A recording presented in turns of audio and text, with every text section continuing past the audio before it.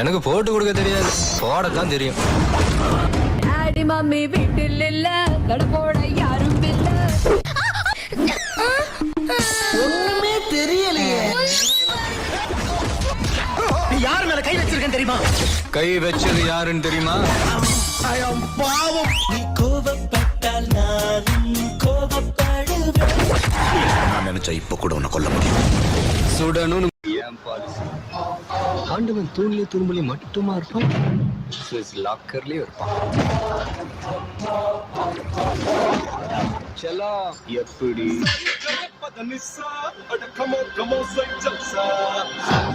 நாளை மாலை 6 மணிக்கு விஜய், நயன்தாரா, வடிவேலு நடித்த வில்